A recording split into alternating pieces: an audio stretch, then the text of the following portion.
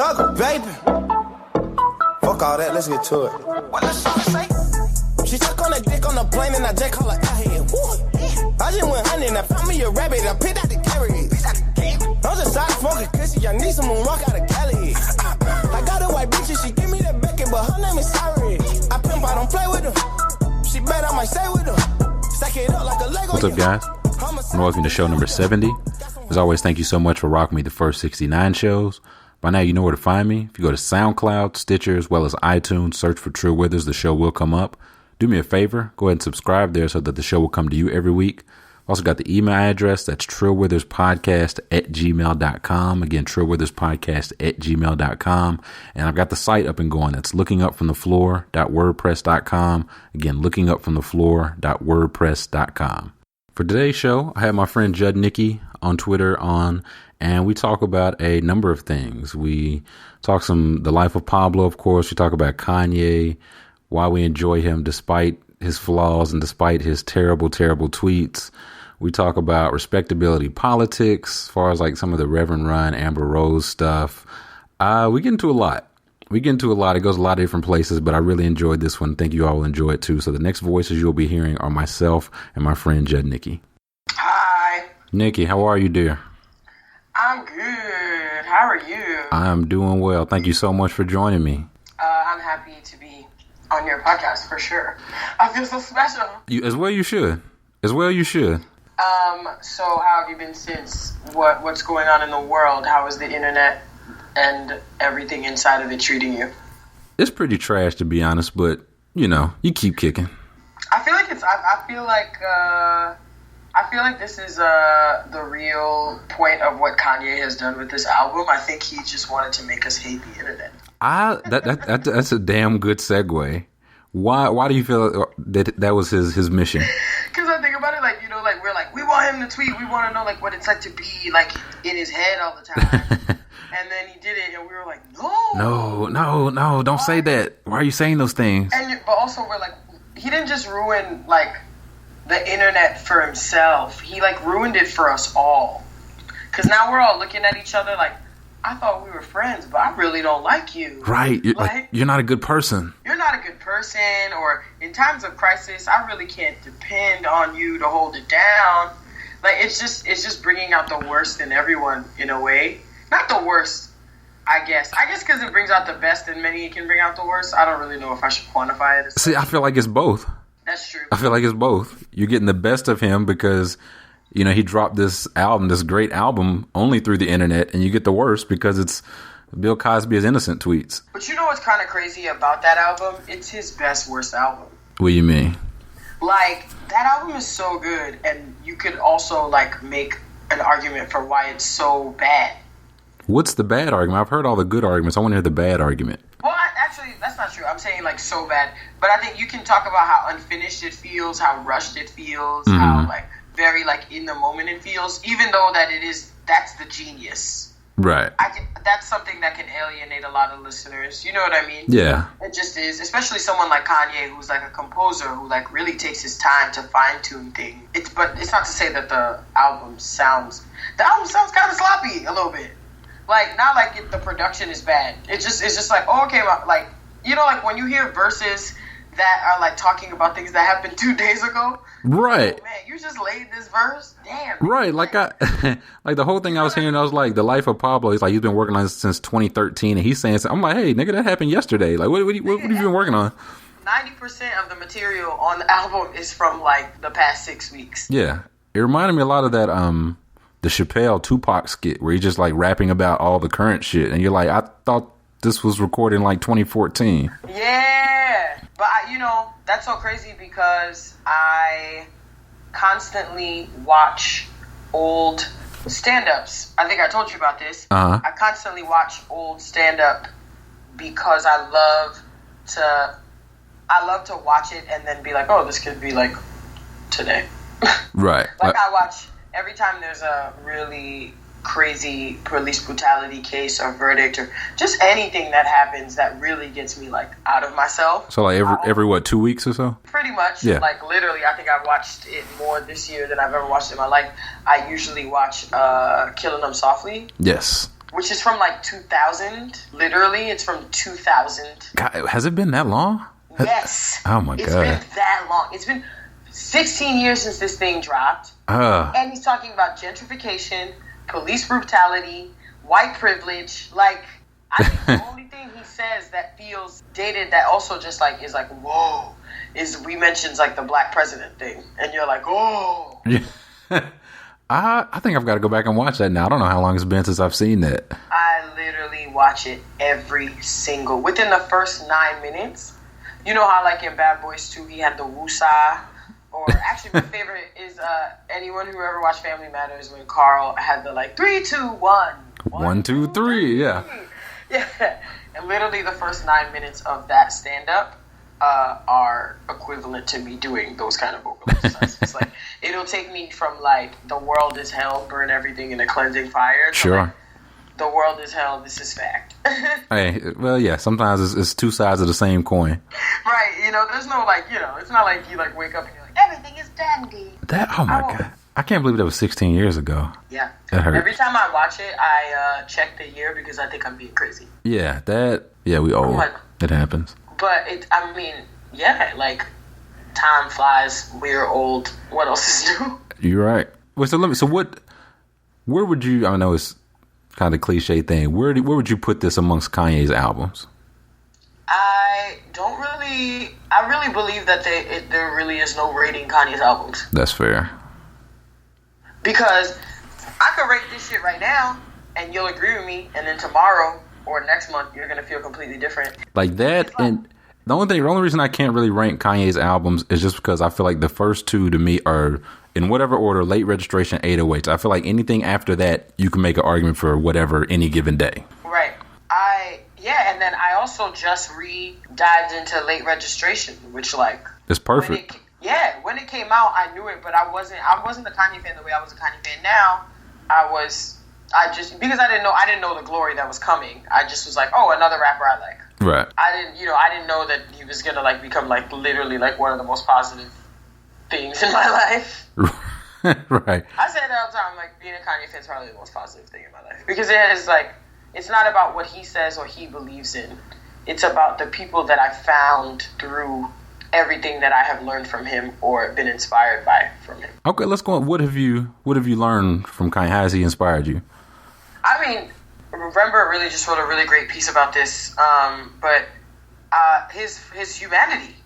Like, Kanye is the reason that I, like, absolutely do not believe in any respectability politics of any kind. Mm-hmm. And, like, he really, you know, like, my whole life probably I've been headed on this path, but, like, directly, like, yo, the dude is just flawed. He's just so real. Like, he's not perfect. He's not all bad and he's not all good. Mm-hmm. Which is what every human being is, right? Mm-hmm. Like, everyone you know has, like, great things about them and bad things about them. Absolutely. Even if you hate their guts, there's someone in the world that's like, well, actually, this person's really sweet to me.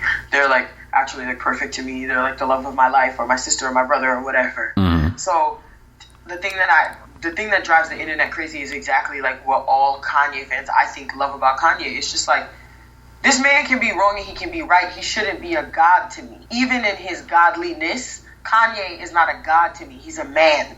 That's the greatest thing about him.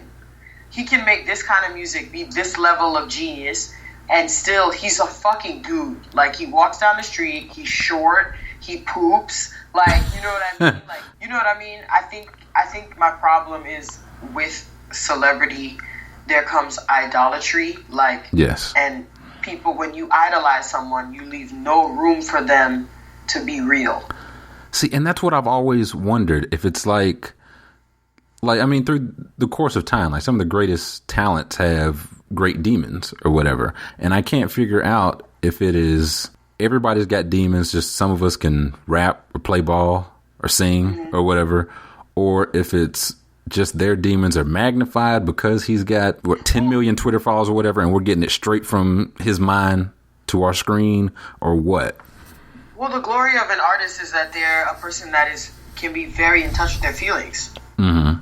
That's really, like, that's like one of the, like, craziest things about artists, right?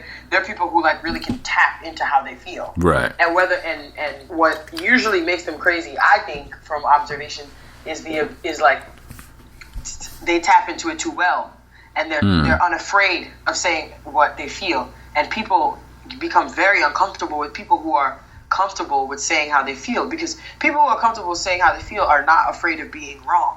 Right. They're confident that they're right, but they're not afraid of being wrong.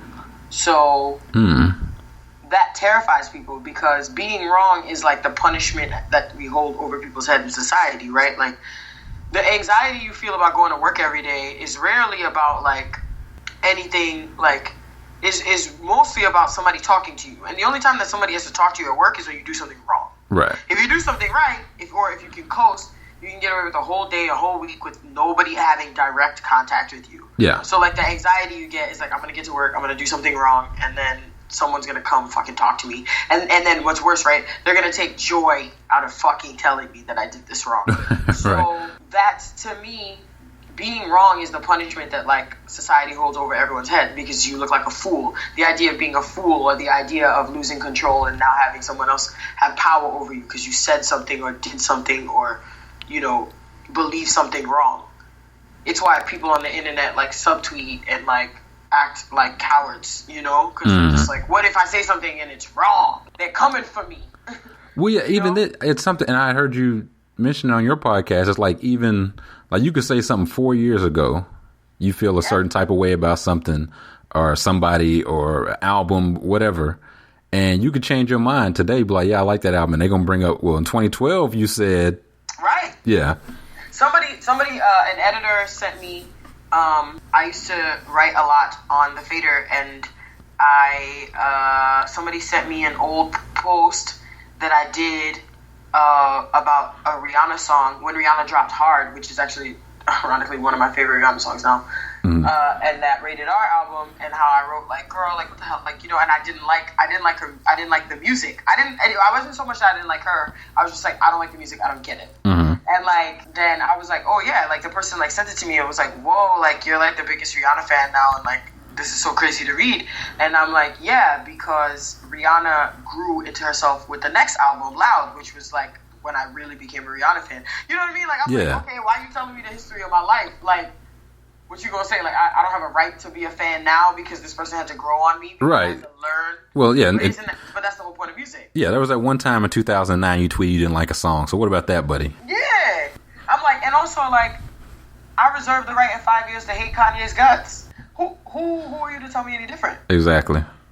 Who are you to tell me any different? So I think it's just, like it's so positive for me, because the people that I found, the people that I can talk to about Kanye, even if we don't agree about every single thing, we don't all see Kanye the same way. We're not, what do they call them in that magazine? We're not fuck boys who go to MSG and buy clothes. We're adult people who have very strong beliefs and still think that Kanye is a merit to the world. Like, you know what I mean? Like, why do people feel the need to police the youth so hard? I have no idea. Like my entire campaign is I just mind my business, man. I just try to mind my business a little bit. I don't really, if you're not hurting nobody else, I don't really care what you're doing or what you listening to or what you wearing. But it's big business, like telling other people what they should and should not do, should and should not wear, should and should not listen to is big business, as it appears. But like the entire point of being a teen is individuality discovered through conformity. Like you spend however many years acting like everybody else, doing everybody else, and then when it has depleted you, and the world is like, okay, son, it's time for you to take care of yourself, you're like, all right, I have learned that pleasing people does not work. At all. Oh, and that's, you know what I mean? And you take that well into your 20s, but like I feel like the whole point of life is figuring out that like pleasing other people is a waste of time. Absolutely. At least involuntarily. Like, if you would like to try to do something that pleases people, that you should want to. It should never feel like a rule. Right. But yeah, I'm like, that's all teens do. Force each other to do exactly the same thing. why are we all acting like we were so much better when we were teens? We weren't. We like clowned people who didn't like the rappers we liked. We stood up for rappers that, you know what I mean? We stood up for our regions. We wore the same Jordans. We forced each other to buy the same brands. Mm-hmm. Like, and we remember it fondly and are happy that we now don't have to do that anymore. So, like, what do you care? I don't know. I don't get it. I don't like it. But again, that's part of my going back to minding my own business. I don't have to get it or like it. Right. It ain't for me. I'm past it. Yeah. I don't like hanging out with teenagers. I'll listen to them talk sometimes, but like they have like I don't care because I'm like y'all don't know anything yet. See, that's what's so like anytime I find myself talking to it, that's the fascinating part. Like I'm like, oh, you don't even know how much you don't know yet. Right, but because of that, you discover new things every day that I wouldn't because I do know stuff, so I don't pay attention. Oh yeah, there's a fearlessness to them. Like right. Yeah, because they don't know, it's like, oh, you really think you can make it? That's inspiring, you fool. You don't know that you don't know that everybody can't make it yet, but it's inspiring that you think everybody can make it. Well, it's like I think about this all the time. This is kind of morbid, right? But whenever I'm here for it. Whenever I see like first graders walking like in a line, you know, I'm in New York, so I see them in the street all the time. But when I ever see like very young children all together in a group, I'm like, wow, one of you is going to be a drug addict. One of you is possibly a murderer. But like definitely 50% of you will be bad people. Like, just by the numbers. Like, oh, a drug addict is a bad person. I mean, like based on statistics. Yeah, just one of you is definitely going to end up addicted to drugs. That's just the numbers. That doesn't mean that you won't still be a maybe you'll be like a functioning cokehead finance guy or a barbiturate popping soccer mom. Like lit. I haven't made any other. You know what I mean? But I'm like, one of you is going to be a drug addict.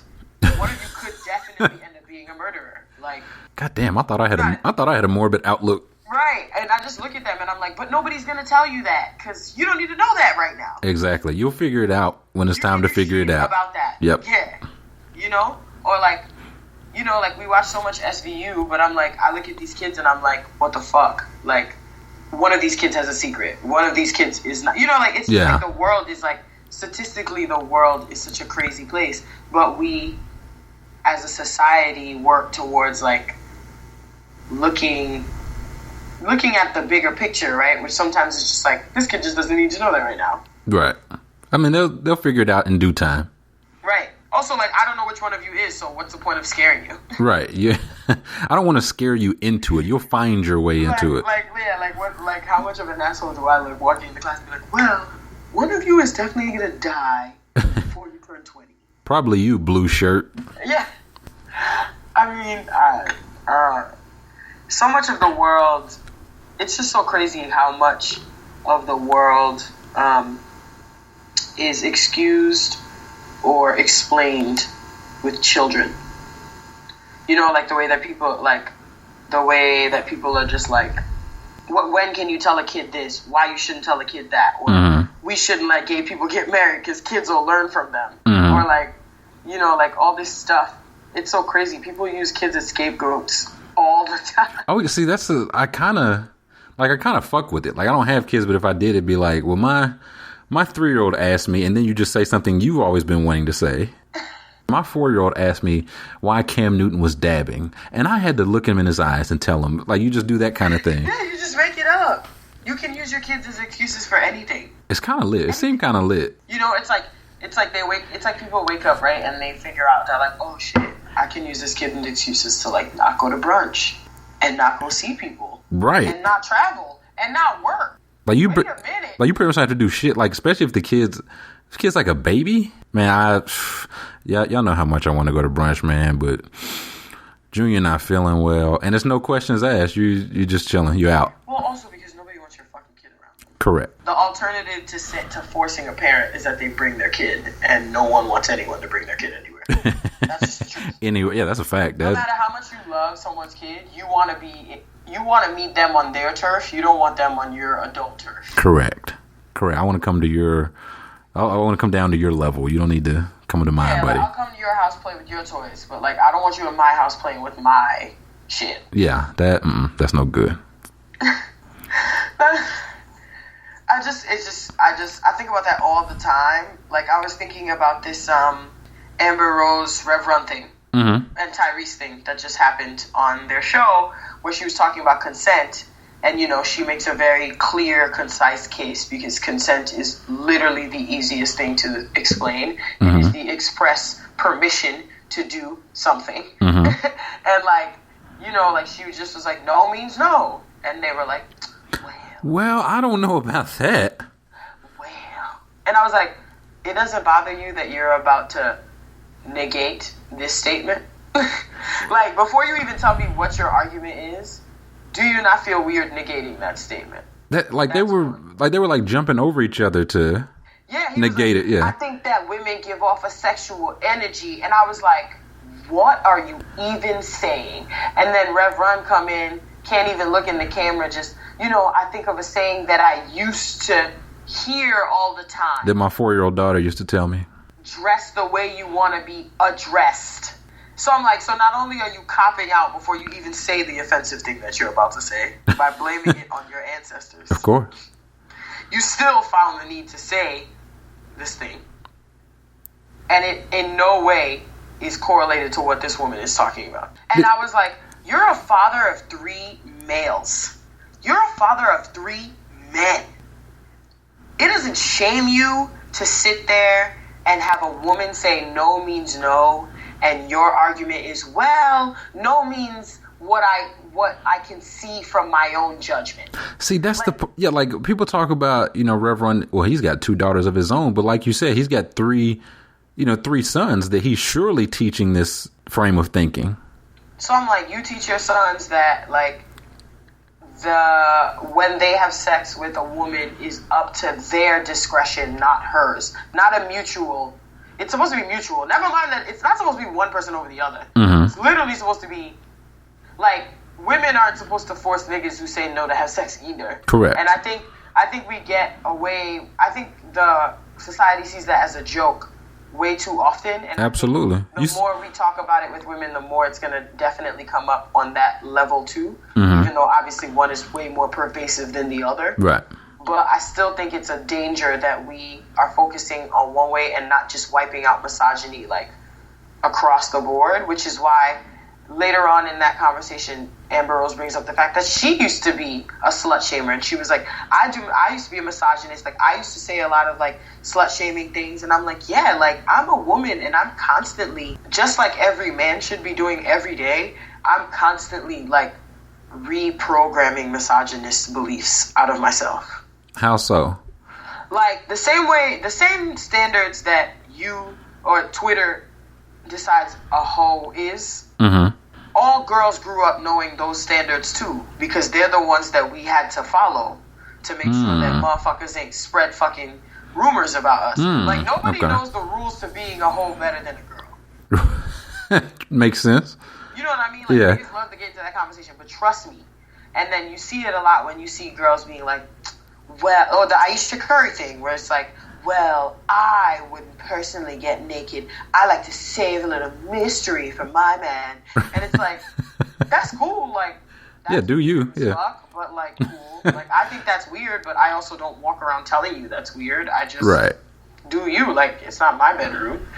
But, you know what I mean? Like, women reinforce that shit all the time. Like, when I was growing up, girls were the ones who spread sexual rumors about me. Because I hung out with boys too much. That makes sense. I could chill with boys in the room and, like, not. Well, and also, here's the other thing that we were all telling lies about. All girls were telling lies about what happened when they were hanging out with boys. Like, someone was always, like, fucking with you. Yeah. You took it, you know what I mean, to prove your strength. And then, you know, you come out and then some girl's like, well, you're always hanging out with the boys. I wonder what's going on.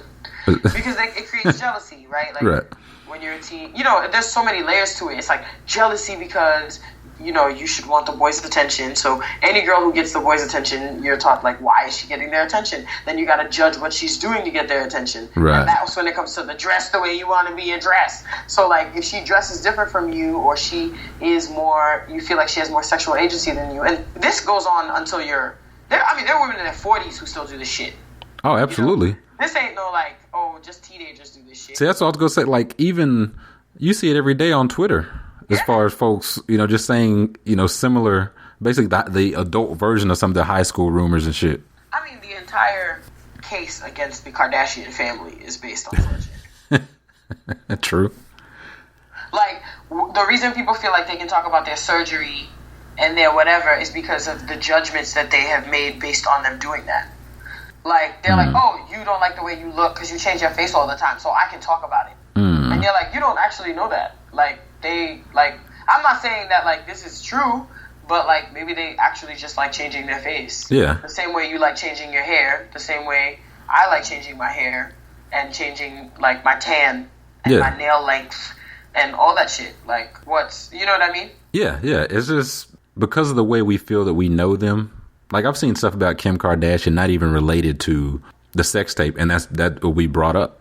Right. It'll just be like Kim Kardashian of Ray J's sex tape fame ate a bagel for lunch. Like what's that have to do with anything? Well, here's the other thing. Whenever people talk about how misogynist Kanye is, right? Their number one, their favorite argument is like, well, we've seen your wife's pussy and ass on the internet more than anybody. So who are you to shame Amber Rose? And I'm like, why do we always have to become the oppressor to stop oppression? Like, why can't you just be like, son, why don't you shut the fuck up? Right. Like, why? Period. You know what I mean? Why does it have to be a comparison? Right. Why can't you just? Because then when it's a comparison, that's how it leaves room for caveats. For, oh well, if you were dressed scantily clad, or you were drunk, or you were already naked in my bed. Okay, and then I said no. Right. Like, here's my shit, right? If a nigga in a bed with a woman, and she, let's say, whatever it is, she get naked or she open the legs, whatever it is about her, you change your mind. Maybe it's not even something physical. Maybe she says something and you're like, whoa. Or, whatever, for whatever reason it is, like, and you say no, do you not mean it in that moment? Like, as a man, like, do you not mean it because you're naked? Like, if you, even something fucking shallow, like, let's say she opens her legs and, like, the bush is too much. You're like, I can't do it. Oh, my God. I'm so turned off. She's, like, full bush. This is unbelievable. And you're like, yo, maybe we should just, like, cuddle or some shit. Like, like, you deflect. Like, you're basically saying no. Like, do you mean it any less in that moment because it's right there? I would say first, that would never happen. Yeah, that would never happen. Just putting that out there. But you know that you're just like, I would never get to that point. But if you were to say no, it wouldn't mean any less. You understand what I'm saying? Yeah. Like, as a man, it wouldn't mean any less. And, like, that's crazy that there's still space for you to, like, believe in your ability to have that agency, but the woman is not afforded that same respect. Anyone could believe that. Like, if I told a story and I say, yo, my nigga met this girl in the club, took her back to the crib, she took down her pants, and he was like, nah, hell no, that shit was trash. Like, I ain't even jump in it. And everyone would be like, ha, ha, ha, that's really funny. Oh, my God, like, ha, ha, ha, like, he was able to, like, not have sex with her. That's how bad it was. Right. But, like, if a woman was like, yeah, I went to a bar, I had a couple drinks with this dude, I went back to my house, he pulled his shit out, and I was like, no, everyone would be like, well, you don't have a right to say that. You took him back to your house. What were you wearing? What were you wearing at that point? What were you doing out drinking that late at night? Or they'll be like, well, how was he supposed to know that you didn't want to have sex with him anymore? You took him back to your house and you were naked. Well, I said, no. I said, nigga, your dick is nasty. I don't want to. Like, right. What do you mean, how was he supposed to know? I told him. Right. That's what I'm saying. Like, the double standards of these things. It's so simple when you, like, talk it out. But then someone like Reverend Run says, dress the way you want to be addressed.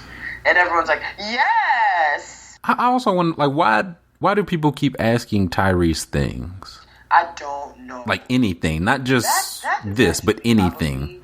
The most infuriating part of it all. I don't really understand why Tyrese was allowed to speak. Like we've clearly he's very said women give off a sexual can give off a sexual energy. That's the most dangerous. Like, that's not even funny. That's dangerous. That is the most dangerous thing I've heard in a long time. Because Tyrese is an idiot, and people keep asking him things. Dumb people are terrifying. There's so many of that. Like, that's the terrifying part. There are so many of them. There's so many people that, as he said that, were shaking their head like, It's like, what in the name of Christ is happening? I was like, what? You tell your kids that women give off sexual energy? Jump off a cliff. Like, it's the same way that I get really pissed off when people say, like, how young Thug, like, young black men don't need to learn that. Why? Young black men need to learn how to be more hyper-masculine, the same thing they're literally getting shot in the street for. Yeah. We've taught how many generations to be hyper-masculine, and then we scream and cry when they shoot Mike Brown because they think he's a demon. I'm not teaching my kid to do anything he doesn't want to do. I'm teaching him to be himself. Right. I'm teaching him to find masculinity in ways that are comforting and safe for others and make him feel safe, not to show off or to compete. Right. I had read somewhere, it's like the only two feelings that black men are allowed to show are anger and lust. Correct. Anger and lust. So anything outside of those two is seen as weakness, and that weakness is seen as femininity, which is how you get to Young Thug when he's not doing those things. But it's always funny when I hear that stuff. I was like, oh, like, please run up on Young Thug and say any of this shit. He will shoot you. He'll absolutely shoot you. Everyone agrees that Young Thug will kill you. Like, they agree that he is actually beyond hypermasculine. He's real. Like, it's a real threat. Yes. You know what I'm saying? And yet still, they must keep up the propaganda. Do you understand what I'm saying? Yeah. Like, even though he defies everything that they're saying, they have to keep, and that's what I'm saying. Like, Reverend gonna say, I think about something I've always heard, in a way to kind of say, like, oh, this is old knowledge and old wisdom, as if people couldn't have believed the wrong thing for a very long time. Right. Like, as if motherfuckers didn't believe that black people are crazy. Like, you know what I mean? How can you not see the parallel between that? But it evades people because it's in the name of keeping. That's what I'm saying. Like, that's the problem. That's why it's called rape culture, because it's a tradition. It's maintained. It's not just like some shit that just popped up.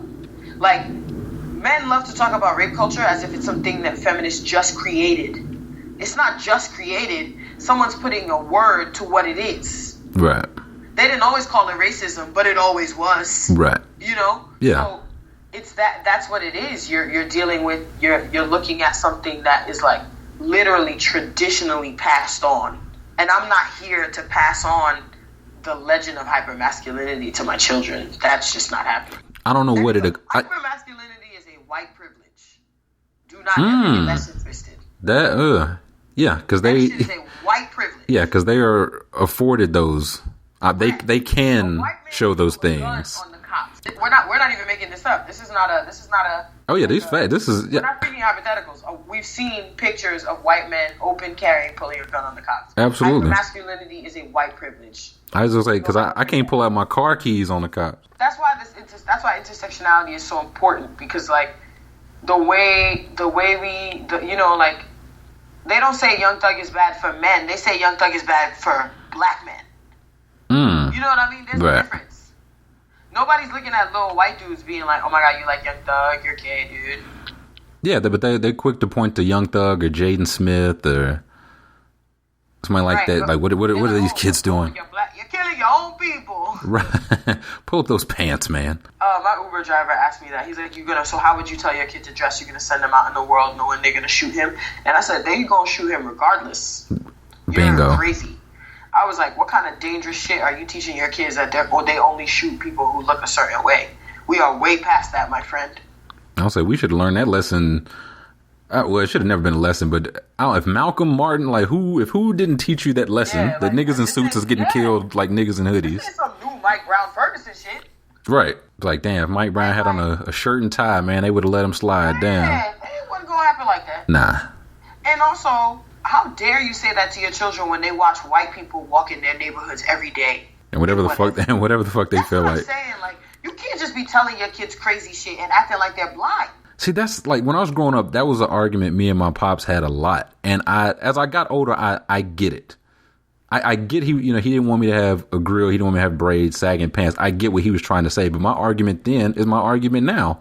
They're going to treat me how they're going to treat me. I need to be who I am. Right. Well, I'm bald headed. I got braids on my head. It don't matter. They're going to treat me the way they're going to treat me, period. But it ain't about them. I need to be able to live. Right. That's the other thing. Like, we keep and that's what I was saying to this Uber driver. I was like, we teach our kids how to perform. We teach them performative blackness because we're afraid. and we believe that performing will keep them alive. But the truth is, we don't learn anything from performative blackness. We learn that we are worthless because young men still die while performing. Like, how you going to tell a Chief Keef he got to do one thing when he don't really believe he's going to live past a certain age? Right. And neither did you. That's the crazy thing. Yeah. I don't think there's a single black person in America who really, at every point in their life, really believed they were going to live a long life. See, and people ask Chief Keef about that, but not about the culture that would lead an 18-year-old or however old Chief Keef is to say he's not going to see 30 or whatever he said in that interview. Like, they don't ask the bigger questions. You're not. Like, you're treating the symptoms. To black on black crime, but I'm like, nah. It's like we live in a place where like we die.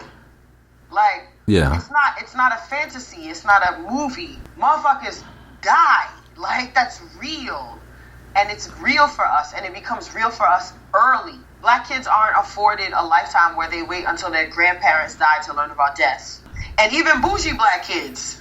You know, because people love to pretend like it's poverty or it's only like kids who grew up in the hood. But that's just not true. Right. Even bougie black kids are not afforded that. Oh, yeah. When you're black, like, in this country, no way you really, like, in your teens believe you're going to live long. I can't believe that is true of anyone. Yeah.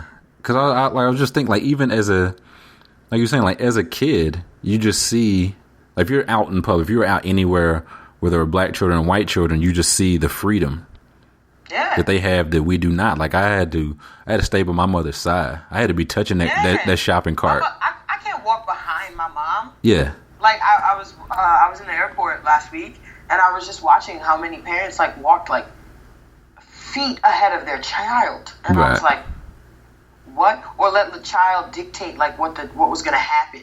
And I was like, I ain't never had no say in any part of my day. Not once. Not till I was 18. And even then. Not even the days that were my days. Like, on my birthday when people were like, what do you want to do? I didn't have a say in the time that those things were done, whether or not they would be done, and whether or not I could complain about them being done. This is true. Like, I don't ever remember ever getting up in my life as a child and being like, Mom, today I'm going to what? Right. No, yeah. What I say. Correct.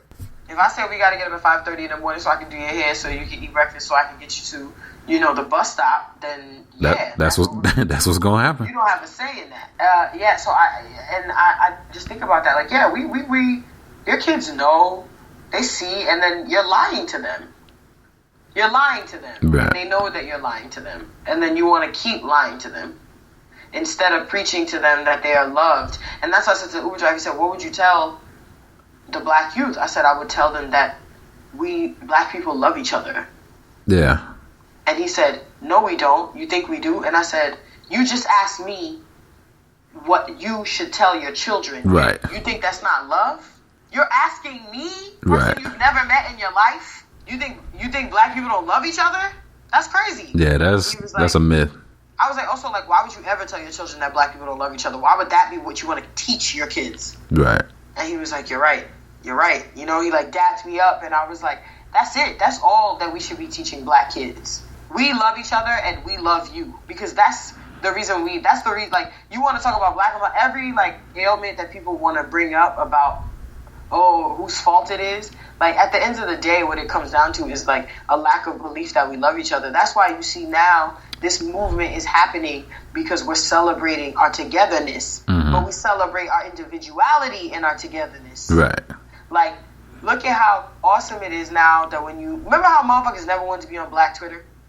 Yeah. Remember how nobody wanted to be identified as someone on Black Twitter? Right. And then now everybody's like, oh, y'all copying Black Twitter. Yeah. Because now Black Twitter doesn't just mean the ratchet motherfuckers that talk about XYZ, or the HBCU frat bros who only talk about XYZ, or the, you know what I mean, or just the intellectual activists, or just, it means everybody. Everybody. It means everybody who's black and talks about being black on Twitter. Period. It means Spanish Twitter who doesn't think they're black but is black Twitter. It means black Spanish Twitter who calls themselves black Twitter. You know what I mean? Anyone who is talking about being black on Twitter is black Twitter. Whether they like it or not. Whether they like it or not. And any one of us can get run up for our fucking content. That's why I love DeRay. That's why I think DeRay is brilliant. Yeah, I'm really hoping the best for him, man.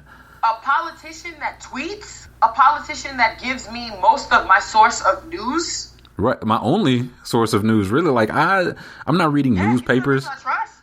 Like anything, if I go to like the Atlanta newspaper site or whatever, it's from a Twitter link. If I read something on the Wall Street Journal or New York Times, it's from a Twitter link. This is my only source of news. And I don't just take his opinion for it, but he's my main source of information. Right. And that's a candidate. A candidate that you felt like you knew intimately before he started running, that you knew his sense of humor, that you knew what he believed in for real, not just what he told you he believed in the ads. That's revolutionary. To me, like, even if he doesn't win, he's changing the face of politics. Absolutely. See, and that's the thing. His black motherfucking Twitter. Like to the core. But like the thing that I always see is like, when people say, well, the hashtags and the protests, what good are they? Don't do anything. I was like, okay, you see a man taking the next step and he's still getting criticized for it. Like, what do you want? Also, what are you talking about? Kids are talking to each other. Complex sent bloggers to Ferguson.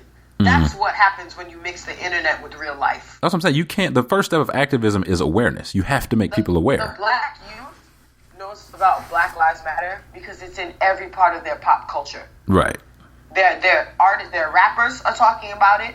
The blogs that put their music up are posting about it. Their Twitter is talking about it. The activists are on Twitter where they can speak to them and see them every day as humans. It's not a alien or something. You could reach out and talk to DeRay right now.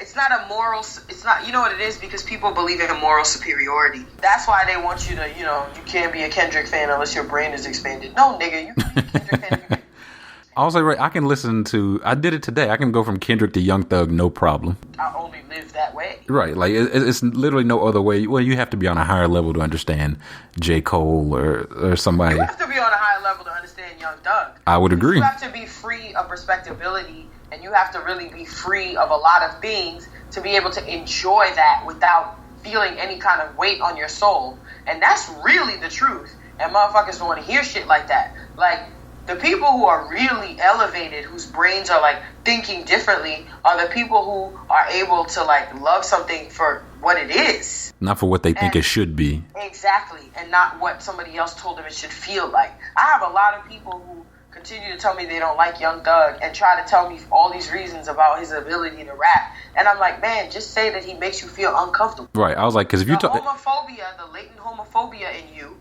he makes you uncomfortable. I was like, because if you're talking skill, like that's not your argument. He can ride any beat, can flow with anybody. So if you're talking skills, that's not your argument. Correct. Like, and here's the thing, like, I am a queer woman of color, and even I had to shed my own homophobia because I was raised in that shit. Even though in my brain, I've never thought like gay people are less than or anything. You know what I mean? I knew that what I was being fed was bullshit. It's been when people are saying it to you, or the behaviors of such, or like, the culture that you grow in and the behaviors that are expected of people that grow up in those cultures, it still incepts in your mind. Right. It can't help but not to. And when you free yourself, when you actually like get out of that thinking and it doesn't affect your behavior, or you get to a point where you can identify it and quell it, you can be like, oh, okay, I see myself about, yep, there it is, Right.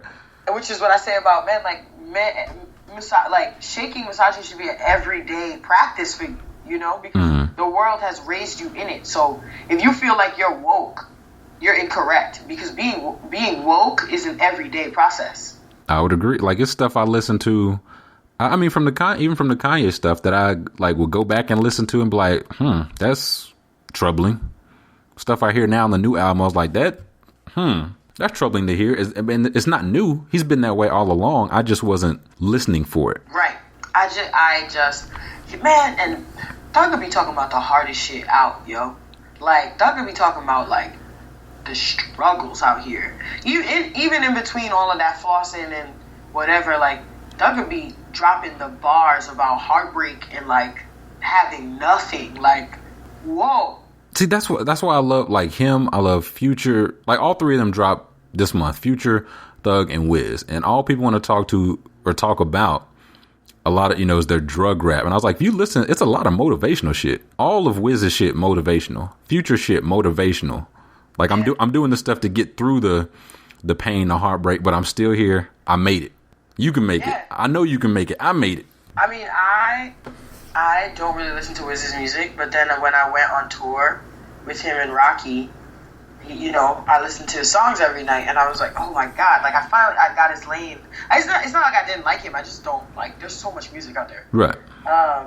And I listened to his old stuff, but and I'm listening to his music, and I'm like, Jesus Christ, what an uplifting man. But I had right. the pleasure of sitting down and talking to him, and I'm like, this dude is real as hell. I didn't even have to talk to him. It's just that energy, you know what I mean? You're around someone every day, right? And you're just I'm like, this dude's real as hell. This dude's real as fuck. And he is, and the way, the demeanor with which he carries himself, the way that he speaks and the things that he talks about, and I'm like, he's flawed like any other human, but he's there's so much gems into the way that he thinks and to the way that he perceives the world. Absolutely. That's why when if I see him in particular is written off as just weed rap, I'm like, you're not listening. No, you're not. If he's just only weed rap, yeah, that I love. Yeah. If you just say he's weed rap, you're not listening, and that's fine too. Just don't talk about it like you are. Right. People are quick. It's the same respectability shit, right? He smokes weed, so there's no way that he can think. Right. And I'm like, are you insane? Some of the greatest thinkers, some of the people that I trust the most. It's lazy. Able to make a quiet space in their brain. Yeah, it's just lazy analysis. Once I see that, or once I hear you. People say Future only talks about a certain thing, or anybody. Saying just about anybody only talks about one thing. It's lazy analysis. I mean, if there's anyone who talks about only one thing, it's fucking Taylor Swift.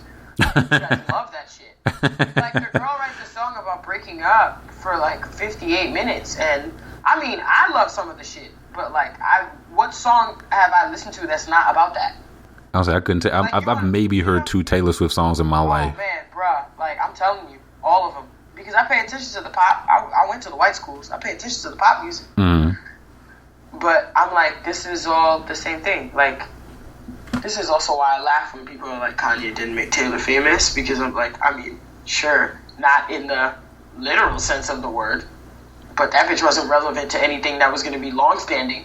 Yeah, it's she, whatever award she was receiving, she was famous for that. But she was the high-selling white pop woman of the moment. So was Katy Perry a couple years ago. Yeah. So was Lady Gaga 4 years ago. So was Adele this year. Right. You know what I mean? If there's anything in pop music that keeps moving and keeps changing, it's the white woman on top. Mm. So pretending that Taylor Swift was about to become some sort of cultural icon is fucking correct. She was making the money. Don't get it twisted. Mm-hmm. She was doing the numbers. But yeah, it don't take much to do the numbers. You just have to be what America thinks is hot. And if you're a white woman, you're 50% of the way there. See that? Yeah, she was famous for that or whatever, but she wasn't. I mean, she's. Yeah, she wasn't relevant to me. She's still not relevant to me now, but that moment on stage. In the pantheon of music, she was just Taylor Swift, the white girl of the moment. She was gonna reign for 5 years. She was gonna get old. People were gonna either say she was too much of a prude, or she was gonna go too left with the sex and people are going to get pissed. But Kanye created this shift in her career where she was able to be oh my God, black man attacked me and I am stronger. Feminist. Her star will fade because it's there's nothing to add. But, with every instance, she buys more time. Know what I'm saying? Yeah. If Katy Perry comes out with another album and Taylor Swift does it next year, Taylor will be quiet for a second. Katy will be... You know what I mean? Being the white woman on top in pop music is not hard. Right. It's a chosen few, but it ain't hard. It changes all the time. Yeah. I don't know why people want to pretend that that should be given some sort of equivalent merit to a black man literally forcing people to call him the greatest rock star of all time. People love to write self-proclaim, but I'm yeah, I believe it though. Right, yeah, or else you wouldn't give any type of credence to it, yeah. And that's what that's my main thing I love about Kanye, that people that have never heard a Kanye West album hate him. And I love that. Yes, people who literally have never listened to a note of Kanye's music have an opinion about him. Do you know how hard that is as a black person? That I'm trying to think of another that's what I was person. Saying about Beyonce. Beyonce worked 20 years. 20 years. She busts her ass. To get to the point where white people idolize her so much, you can turn around and be like, fuck y'all, your police are killing us. You're pieces of garbage. Right, and you see how the script flipped just like that. And they're like, bitch, are you crazy? Right. Have you lost your shit? We're going to let you die. And she's like, no, you're really not. Like, you've actually given me that much power. I'm here for it. That's why Kanye is Beyonce's biggest fan. Like, I was saying this, people always repeat it or tell the story as Kanye interrupts Taylor Swift instead of what it really was, which is Kanye West defends Beyonce on live television. See, but here's the thing, and even then, he wasn't the first person to interrupt another person's speech. Correct. It's happened, numerous times before, but it's the one people go back to. Because why? There was a sad little white girl on stage. And the big black bad man. Black man. He ruined her moment. And that shit was like how many years ago? That shit was like 2000 and what? Nicki was a rapper. Nicki Minaj was a rapper once Miley Cyrus looked scared on that stage, right? Nicki was a pop star until she said, "What's good?" And then everyone was like, "Ooh, she threatened her with violence, aggressive." She's a rapper. Rap star Nicki Minaj threatens Disney princess Hannah Montana. Exactly. She's a pop star when she doesn't fit the, crudeness of black women. But the minute she fits it, oh, she's a rapper. She's a rapper. The rapper attacked the young starlet on stage Sunday night at the VMAs. Of Disney fame. Yeah, that's how that shit goes. That's how that shit plays out. And then motherfuckers just eat that shit up. And that's like, again, I come back circling to it. Like, misogyny is not just practiced by men. White supremacy is not just practiced by white people. Respectability politics exists because we perpetuate the propaganda of white supremacy. You gonna tell your kids to pull their fucking pants up so somebody won't kill them, knowing that that's not true? You don't allow your children to have childhood. That's what I really hate. You don't have a moment. That's what I hate. Like, one of my favorite things now are all these videos of young black kids like just dancing their ass off. Oh my God, I love it so much. I love it. It's like we don't really get a chance to be carefree like that. Yeah, I'm like, do you know what it takes? Like, when I think about how like black youth are taking over Vine, and I'm like, motherfuckers have been sitting around trying to figure out like how to save the black youth. Like, oh, McDonald's like gives grants for after schools and like blah blah. I'm like, Vine saves people. Them motherfuckers are too busy making fucking dance videos, directing like real funny shit. Like, I mean, these kids are putting on mini movies. Yeah. In ways that they would have, in classes they would never be allowed to go into. Right. Like, you know what I mean? Like, NYU ain't picking up kids from the fucking hood in Atlanta. Right. Put them in their video programs and shit. Like, that ain't popping off. Like, the internet, I mean, I always say, like, if people knew how much the internet would give the black youth agency, would they have allowed it to be created? I can get with that. Because it's like some of these kids, like especially now that they're saying that there's money in Vine, like legit money in Vine. Yeah. And now that we are, like, here's the thing, like, us as the older generation, we're here to teach them, like, don't let do shit. You can ask for money for that. You know what I mean? Like, right. The girl on Fleek being like, I'm the one who created on Fleek. It's not some weird internet phenomenon. You know what I mean? Like, right. We should be here to protect the youth because we know more. Right. They're having fun, but we know. We can see the vultures. Right, because we know to look for them. They're still young enough to think, well, they just want to use it in it. Well, no. They don't want to just use it. That's where you're wrong. Exactly. The in you is that you can plug into something that I'm too cynical to get to. The genius in me is that I'm cynical enough to protect you. And that's my beef with our generation turning into the millennial washed and constantly thinking that we have some shit to say to the youth. The youth of this day and age are creating at a rate that we could have never fucking dreamed of. Yeah. A nigga could Google how to make some shit, talk to another nigga, come up with an idea, put some shit together. When I graduated college, my friends asked me to swag surf on stage. The song, I think it was 2009, the song probably had just dropped like a few months before that. Or at least it had become a thing in New York. Like, no, they loved going to Atlanta, so they told me it had dropped. Oh yeah. And I was like, my phone was dying, my BlackBerry was dying, and I YouTubed swag surf, watched the video, listened to the song, and swag surfed across the stage to the team who didn't know what to do and gave me like a cowabunga like hand thing. Just like, I don't know what this girl is doing. She's insane. Zippity doo dah, Dave. Right. And my friends lost their shit. My phone had died, so they were like, later on I saw that they were texting me like, oh my god, you really did it. This is amazing. And then I like got my phone to charge for a second, and my aunt calls me, and she goes, "We saw you up there dancing.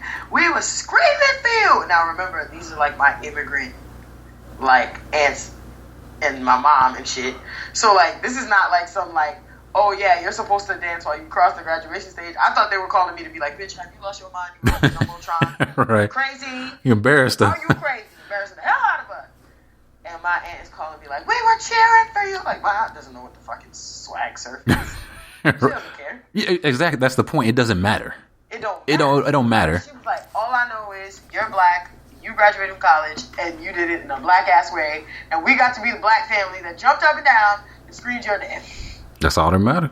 And I felt so good in that moment. Like, it wasn't about like my friends thinking I was cool. I was like, my family thought that was cool too. They don't know what the fuck that shit is, but that was a moment of pride for them. Absolutely. So like, I'm just like, why? I don't have to understand why these little niggas like this shit. And I'm lucky enough to be able to. Right. But even if I didn't, I'm not out here to tell them that their ideas are stupid. That's what I'm saying, because there's going to be a time in, well, I would say 10 years. It might be 2 years where I don't understand what the fuck going on with the kids, man. But I'm still going to be supporting their right to do it. But they're never going to learn they're never going to grow out of it or learn more by hearing that they are dumb. Right. Like, it didn't work on us, so why are we trying to make it work on them? I don't see the upside of that. And also, here's my thing. I also don't believe in like, oh, well, it worked on us, we ended up fine, so like, it's just the way it is. I don't think so. I would like to live in a world where old people don't feel weird collaborating with young people. Right. Like, that's the glory of Kanye. He's not afraid to be the oldest nigga on the album. But then he'll put Kelly Price and El DeBarge because he know they don't know them motherfuckers. But we do. Right. I was like, nigga, did you put Price on the song in 2016? And killed it. Am I crazy? Have I lost my mind? You know? And you killed it. But you're able to bring your old with the new. And I feel like he's got the perfect balance of that. Because there's a lot of times when, like, you know, somebody older try to link up with somebody younger, and it just sounds like they just wave riding. They're just biting. They don't know how to keep up. Kanye is pretty much, okay, you come on, do your thing, and I'll make it work. I'll figure it out. Because for him, it's like Super Saiyan. Like, their energy, like, adds to him. Right. And that's the way I feel, too. Like, I am the oldest of, like, 4 people. And they're all boys. And my brothers energize the fuck out of me when I talk to them. Right. Like, they'll be like, oh, you're late. Like, I'll be like, oh, I'm new. I'm in the internet. Like, I got a Twitter. You know, I got a little Twitter following. I know the memes. And then my brothers come through, and they open their phone, and they're like, nigga, you ain't seen this. You don't know about this. You ain't never done that. You ain't up on that. And I'm like, bitch, how the fuck? What the fuck? You don't even have a Twitter. Right. Like, yep. Nope, I don't need that shit, because I walk the streets every day. Right. I don't need the memes on Twitter because I send the memes back and forth. See, oh god, we finna be Facebook niggas, man, just out of the loop. Right, like, and we on Twitter, we out here like, you know, I'm on Snapchat and shit, and I'm still lost in the sauce. I don't know shit. Right, like Twitter, Snapchat, we're literally getting it instantaneously, and we still behind. Because they live it. Because they're living it, exactly. They live it, and that's why I remember when I was talking to you about how, like, I listen to all the podcasts I listen to, a lot of them, not all of them, but a lot of them are males, and how I like to just listen to young black men uninterrupted, just speak their minds, because I'm like, we've never really been afforded that. We're living in a world now where, like, we can see the vines of the youth. Like, the youth are telling us what's going on every day. Right. You know, like, the damn Daniel can come out and be funny to us, and we're late. You know, that nigga spent how long making that video? Like, his friend knew about that joke, like, when he started. You know what I mean? Right. You know, the kids in his school knew about that before we did on the internet. It was viral in his school probably before. I was like, this shit probably 6 months old to them. Right. So, you know, we late. Like, you can never You can't fake what someone lives. You can't fake what somebody lives. That's why when, you know, white women be calling out the black women about all this shit, we'd be like, oh, look, I live that. Right. Every day, mama. Like, are you crazy? You don't live that, you know? You can't, like, all of it is about experience. It's about you cannot, and that's the core of appropriation, right? You can't do it better than the motherfuckers that live it. Like, to bring it back to Kanye, that's like, he doesn't even try because he knows he can't. He doesn't even try. He's like, you know what I have? The experience and the genius in making music. You guys are my instruments. Right. You all have a spark that I can't replicate because I'm... But here's the thing. Any musician knows that you keep your instruments tuned. Nobody sits at a piano and plays the same piano for 100 years and never tunes it. Right. Like, that's not an aesthetic. You know, so Kanye tunes his instruments. See, and I think it was Chris Rock or somebody said something like it's hard for comedians to do that because they can't really, like, if Chris Rock goes and gets on, if he gets up on stage, whatever he says, people are gonna laugh. He has no way to keep himself fine tuned. People are just gonna laugh at whatever. If Kanye put out some shit that's whack, folks gonna say it's whack immediately. Right. Oh yeah. I mean, people say it's whack before it even comes out. Very true. The Life of Pablo was the wackest album. Had the wackest rating of the greatest album ever. Like, you know, that's why it's the best worst album. Everything about it is like, oh God, Kanye's such a Gemini. Everything about it is seeped in duality, right? You know, everything is good, but you cringe at the song because it's so misogynistic. Like, you're like, Kanye, why are you doing this to me? And then eventually you stop. Right, like you nod in your head while you're doing it. Yeah. And eventually you stop, not because misogyny becomes any less powerful to you, but because you accept that this is the world that you live in. This is the equivalent of what you do at work when you watch your boss do some crazy shit, but you don't feel like it's your place to speak up or to, like, speak up for this woman who didn't ask you to speak up for her. The world is full of duality. Every murderer has a mom. Every rapist has a mom. Right. That person has to live with, like, you know what I mean? Yeah. There's always someone who has to live with the duality of a person. And, like, that's the thing that I say about Kanye, like, the humanity. And that's the thing that we as black people aren't afforded either. We can either be outside of the lines, white, you know, you act white, or you're in the monolith of blackness. And what's so progressive about what's happening now, right, is that we're living outside, we're trying to live outside of the monoliths. We're trying to tell people, like, yes, being black doesn't come with a set of... It does come with a set of factors, but it's not what y'all think it is. Right.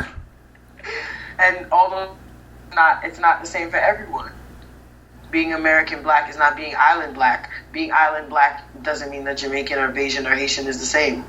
Like, being black is so layered in ways that whiteness couldn't even begin to be layered. But, you know... I talk about black. The reason that I listen to so many black dudes on podcasts is because I surround my life with black women. Like, you know, like, a lot of people would be like, oh, well, you don't listen to any black women, you don't show it, not to me, but whenever I see people, like, you don't show love to black women, or you don't, I'm like, man, real black women and people who love black women are too busy talking to black women in real fucking life. Right. So, like, we don't, like, showing love to black women just comes out of my everyday shit. Like, I don't have a tally that I have to cross off, like, whoo, checked off, like, retweeted 2 black women. Like, I'm like, nah, like, if I retweet my friends, then I, more often than not, retweet at least 3 or 4 pieces by black women per day. Right. I don't have to measure that. That's I was like, yes, it's no checklist. Because, like, right now, that's oh man, everybody loves black women right now. Mind you, nobody knows anything about what black women still. Everybody knows black women right now. I feel like that's part of the, I don't know how to say it. I guess part of the lifelong thing in it, like pretty much telling women about themselves, right? Like, without their permission or without, you know, doing the research. Here's why you should love black women by a white woman. Yes, those white people think they're allies. Like, that's the thing. Like, white people, that's the thing about white supremacy, right? It tells you that whiteness is the center of it all. Whiteness is normalcy. Whiteness is the, you know, the thing you don't have to say whiteness, because whiteness is what we all know. Mm-hmm. So like that's why when you tell white people they're white, they're like, why you coming at me like that? Like, duh, give in, you know? And like whiteness is the center of everything. So like, of course, white people think that the way to be allies is let me tell y'all. Right. There's no better authority on black woman than me, a white woman. Well, I'm woke enough to know, so let me tell y'all. Right. And you're like, you know what would be better if you just shut the fuck up and like retweeted like a black woman who had probably already said what you were about to say. Quiet, Shaniqua. Yeah. Let me tell your story for you. I can translate for you. Let me tell your story. You savage beast. Your big lips, that long hair. But when they need numbers, it's women. I'm like, y'all out here, you know, in the recent weeks, especially with, you know, women coming out and speaking about these kind of monsters in the industry. I'm like, man, it'll be a whole nother process if the first person to say that some white man is a creep is a black woman. It'll be and I don't feel bad saying that shit. And then when you say that shit, that's when the white women come at you like, don't be divisive. We all lose when we split. I'm like, bitch, you've been splitting us since the suffragette movement. What the fuck? Yes, I know. If anybody knows that we all lose when we split, it's the women of color that have been losing since you bitches been winning. Like, what you mean? Right. It's like when I tell people, like, the last person you need to tell who's a racist in the room is a black person. Why would we be the people that need to know? Right. Like, who you think identified that person first? Right. You smell it when you walk into the room. Yeah, I'm like, I don't need you to say anything for me to know that you're a racist. Yeah, you can usually pick it up. He looked like he said nigger a lot. Dog, and then they think that's unfair. Like, they think that's you being like, they think that black people being like, I can tell someone's a racist without them saying anything is equivalent to like a white person walking into it and be like, well, that black person is a savage, crazy person. And I'm like, no, one of them is a learned behavior due to oppression, and one of them is a survival instinct. Right. Right. And that's pretty much it. Like, I don't go looking for racists. I have to see them so I can protect myself. Yeah. Like you said, damn near innate. You have to. Like you said, survival. And that's the thing that, like, I laugh in the face of white women who, like, think that I don't know that they're fetishizing me. I'm like, you think I don't know the difference between a compliment, a genuine compliment, and, like, you, like, talking to me like I'm crazy? That's why, like, people get, so I always drive home that, like, I tell this thing over and over again about, like, white women always coming up to me about my gold hoops and me being like, fuck you, they sell gold hoops in the fucking pharmacy. This is not some shit I smuggled here from Africa. You know where I found my gold hoops. They're the same gold hoops you've been looking at for years, and you don't have the balls to wear. Right. Okay, that has nothing to do with me, though. Why do you have to keep coming up to me and telling me how much you love my hoops? To remind me that I'm the black girl here in the giant hoops. Even though, yeah, I wore the giant hoops because I knew I'd be the black girl here. Like, you know what I mean? You're not telling me nothing I don't know. Right. I'm not the person who needs to know I'm black. Oh, yeah, I got it. Yeah, I'm fully aware. Oh, can you teach me how to dance? I bet you're a great dancer. You're a great dancer. Do you like dancing? Oh my God, dude, there are waves on your... You know, can I ask you something? Sure. Do people ask to touch black men's hair as much as they do black women's? I don't think so. But then I do think so. See, they do, but not as much as black women, I would argue. But yes, I've had plenty of people ask. It happened a lot more in school. I was going to white school, obviously. I wish more black men would speak up when black women talk about that. Even though it's more prevalent for us, you know, just because we change our hair probably more often. Mm-hmm. I think it's very important that we show that it's not just women. Right. That white people just like touching people. Yeah, see, and I can't even say it's hair. Like you said, they just like getting in your personal space. They're literally like fucking touching people. Yeah, like hair is part of it. But if they can put a hand on their shoulder or whatever, they're going to be touching you. And then don't understand why, like, for you, that is, like, violating as a black person. You're like, yo, bro, you know what people do all the time? Touch me without my fucking consent. Like, don't touch me. Why do you feel entitled to my physical person? Well, it's like, even then, like, I've seen different people, different hairstyles, whatever, and my thought has never been, can I touch that? Yeah, when white people get a perm, I don't want to touch that. Right, yeah, I don't want to touch that. Like, oh, okay, that's different. I have zero desire to run my fingers through that. Yeah, I don't see like white girls with curls and I'm like, oh my god, I want to touch that. But yeah, it's the entitlement to the physical person, and then I'm like, where do y'all think y'all learned that? Right. Like, if we really trace the roots of like white people feeling entitled to touching other people, where, you know what I mean? Like, because they don't touch each other like that either. That's right. the thing that pissed me off. Like, I don't see white women asking each other to touch each other's hair.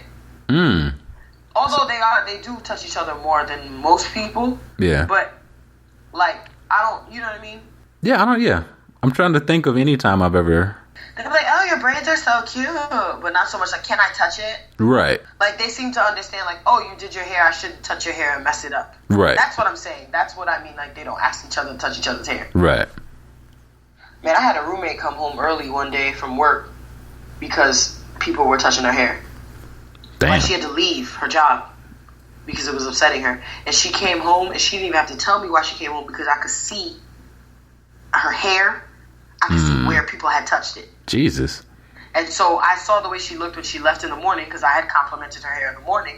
And then I saw when she came back, and I was like, oh, you're home early. She was like, yeah, I had to leave. And I was like, people touching your hair? She was like, yes. And I was like, I can see where their hands were in your hair. Jesus. Why do I have to explain to you how violating that is?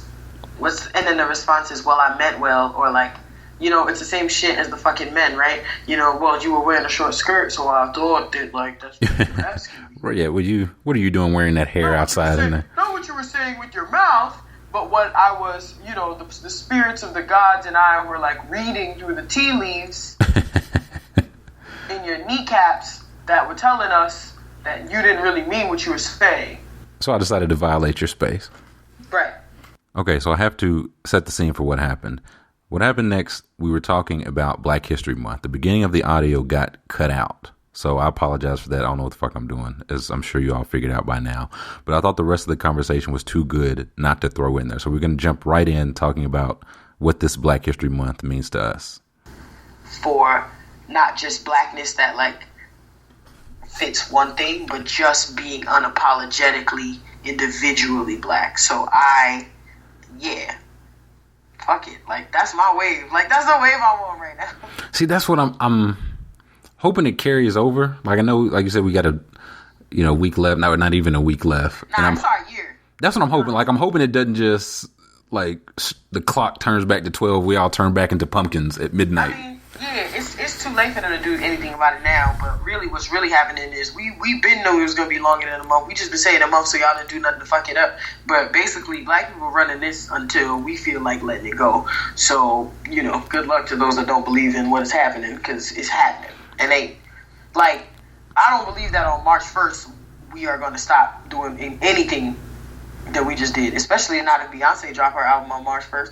You know what I mean? Like, the Drake album's still coming in April. Like, music is still ours, and music is still our narrative. And this year, stronger than ever, I think that we have a place in the arts and culture narrative that all this fetishizing of us. You know what I mean? They were so busy fetishizing us, they didn't realize that they was giving us access that they hadn't given us before. Right. Space to speak, and we were ready. Right. They didn't catch us off guard. We've been ready to talk. I was gonna say, yeah, I feel like that's what we have been ready. They just didn't realize they were given the platform. So when they were ready to give it to us, we was like, bet. They were like, oh, that Oscar so white conversation gonna be the next 5 years, and black people were like, nah, not really, no. It's gonna be right now. Like, we was ready to talk about it. Y'all ready to talk about it. So yeah, this month has been. Anytime you like feel bad about anything that's happened this month, just think about this month as a whole. That's like the only one thing I would ask for is if Cam could have won the Super Bowl. I guess that kept us humble or whatever. But you know what? The story, the demons we had to face when he did it were more powerful than what we would have talked about had he won. Like, the demons that we had to face, because we faced another respect. Like, we wanted him to win for respectability, right? We wanted him to win because he was quintessentially black and not black in the way that we've been told we should be black, and he didn't feel like he needed to, like, act a certain way or do a certain thing. He was he was a man on his mission, doing what he needed to do, and also not afraid to be himself. And we talked about all that shit, and we wanted him to win because we were like, yeah, the black man has to win. Like, people have to see us as individuals. Like, this is a win for, like, you know, the end of respectability politics. And then what happens? He loses, and you almost end up using respectability politics to destroy him because we didn't agree with the way he reacted. The man is a sore loser. There's never been a champion winner that has not been a sore loser. I've never seen any of the athlete greats who were gracious losers. So you can say the nigga's a sore loser. Nobody likes a sore loser. Of course not. That's fine. But, like, you know, how quick did it turn into, like, oh, man, like, you don't know how to, like, you know, like, he was allowed to be a black man when it was making everybody feel good, but he wasn't allowed to be that same black man when he did something that people didn't like. Right. And so that was ironic to me, but I feel like the demon we faced and when we had to get to a point where we were like, wait a minute. Now, we said he was a sore loser, but that don't mean y'all allowed to drag him through the mud. And I feel like right. when we rallied around that and we realized that was a bigger lesson for us and a bigger display of our black love, then it would have been just us jumping up and down and being like, fuck white people, because we could do that all the time. And it's still fuck white people. You know what I'm saying? Like, when Serena lost, it was still fuck white people. Correct. When Cam lost, it was still fuck white. Like, it ain't gonna never not be fuck white people. So, like, we don't need to destroy, you know what I mean? We don't need to destroy each other to prove a point that's been proven. Yeah, the point has been proved. Like, look at us now, right? All the people that use Bobby Brown and Whitney Houston's little audio clip about Black History Month or gifts of them to show unmitigated black joy or black love, and we destroyed them, you know, just because of the white gaze. You know, our sister was hurting, and we'd rather sit around preaching about how this man ruined her and this, that, and the third because they weren't presenting. At the time, we were embarrassed of them, and now we lost her, and now we feel after she's gone, we defend her ruthlessly. I mean, that's the cycle, right? And I'm like, why not now try doing that from the beginning? Let's see what happens when we do that all the fucking time. Right. We have nothing to lose, you know? Yeah. I feel like that's a good spot to go out on. Me too. I feel like that's a good spot to go out. My friend Judd Nicky, thank you for joining us. Thank you. You're welcome back anytime. Absolutely. As always, I will speak with you soon. Yes, ma'am. Best. All right. And with that said, that brings show number 70 to a conclusion. As always, I want to thank you guys so much for rocking with me these first 70 shows. I want to thank my friend Judd Nicky for joining me. You can find her on Twitter at Judd Nicky or on SoundCloud on the Talking to a White Guy podcast. I'll drop a link to that on the site so you can get to that. You know where to find me by now. If you go to SoundCloud, Stitcher, as well as iTunes, search for Trill Withers, the show will come up. Do me a favor, go ahead and subscribe there so that the show will come to you every week. If you listen on iTunes, click ratings and reviews. Drop me a 5-star review if you feel so inclined. Got the email address. You can reach me there. That's trillwitherspodcast@gmail.com. Again, trillwitherspodcast@gmail.com. I've also got the website going. That's lookingupfromthefloor.wordpress.com, lookingupfromthefloor.wordpress.com. As always, guys, thanks so much for the support and stay righteous.